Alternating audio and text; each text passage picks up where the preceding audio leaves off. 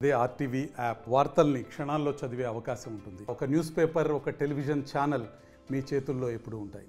Welcome to RTV. నేను మీ గయాజ్ని. భారత అంతరిక్ష పరిశోధన సంస్థ అయిన ఇస్రో అంతరిక్షంలో మరో అద్భుత విన్యాసానికి రంగం సిద్ధం చేసింది.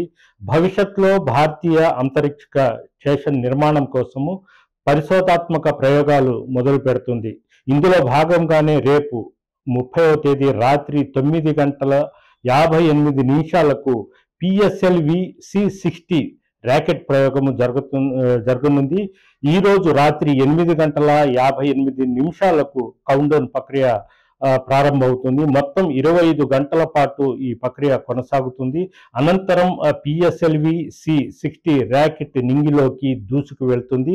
దీని బరువు వచ్చి 440 కిలోలు ఉంటుంది. అదేవిధంగా ఈ ఉపగ్రహం స్పేడెక్స్ మిషన్ ప్రయోగిస్తుంది.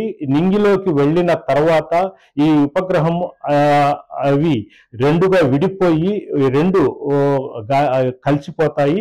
ఇది విజయవంతమైతే ప్రపంచంలోనే భారత డాకింగ్ టెక్నాలజీలో 4వ దేశంగా నిలుస్తుంది.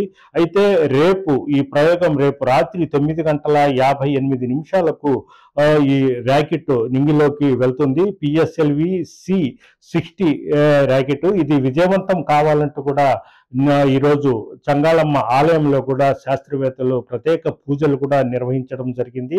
అయితే ప్రతిసారి శ్రీహరికోట నుంచి నిర్వహించే ర్యాకెట్ ప్రయోగం విజయవంతం అవుతూనే ఉన్నాయి. ప్రధానంగా ముందు రోజు అంటే ర్యాకెట్ నింగిలోకి వెళ్లే ముందు శాస్త్రవేత్తలు మొత్తము ఒక ఆనవాయితీగా చంగాళమ్మ ఆలయంలో ప్రత్యేక పూజలు నిర్వహిస్తారు. ఖచ్చితంగా ఇది విజయవంతం అవుతుందని కూడా యావత్తు దేశ ప్రజలు కూడా ఆశీర్వదిస్తారు. అయితే ఈ పాటికే ఒక 2-3 రోజుల ముందుగానే వివిధ రాష్ట్రాల్లో ఉండే బెంగళూరు కావచ్చు, చెన్నై తదితర ప్రాంతాల నుంచి శాస్త్రవేత్తలు శ్రీహరికోటకు చేరిపోవడం జరిగింది. అయితే ర్యాకెట్ ప్రయోగించే ప్యాడ్ ప్రాంతం సముద్ర తీరంలో మొత్తం ఎవరు మత్స్యకారులు కూడా సముద్ర వేటకు వెళ్ళవద్దని, ఆ ప్రాంతంలో ఎవరు వెళ్ళనీయకుండా భారీ గస్తీ కూడా ఏర్పాటు చేయడం జరిగింది. అదేవిధంగా శ్రీహరికోట పరిసర ప్రాంతాలు చుట్టూ ప్రత్యేక బలగాలను కూడా ఏర్పాటు చేయడం జరిగింది.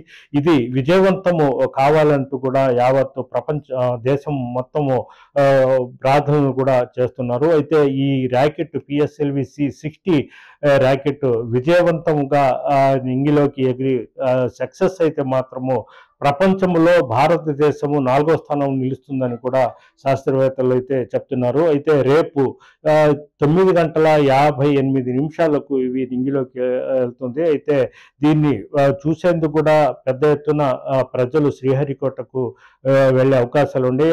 ఎందుకంటే రాత్రి పూట ఇది నింగిలోకి వెళ్ళేటప్పుడు మంటలు నిప్పులు చిమ్ముకుంటూ ఆకాశంలోకి దూసుకు వెళ్తుంది.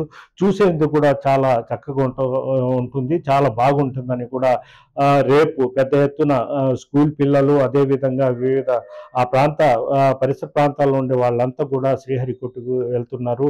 అయితే ఇప్పటికే శ్రీహరికోటకు పలువురు శాస్త్రవేత్తలు కూడా వచ్చేసి ఉన్నారు. అయితే ఇది విజయవంతం చేసేందుకు శాస్త్రవేత్తలు తమ వంతుగా కృషి చేస్తున్నారు. వీడియో ప్రదీప్తో గయాజ్, ఆర్టీవీ, శ్రీహరికోట ర్యాకెట్ ప్రయోగ కేంద్రం నుంచి. మరిన్ని వీడియోస్ కోసం ఛానల్ ని సబ్స్క్రైబ్ చేయండి. లేటెస్ట్ అప్డేట్స్ కోసం వాట్సాప్ ఛానల్ ని ఫాలో అవ్వండి. ఆ లింక్ డిస్క్రిప్షన్ లో ఉంది.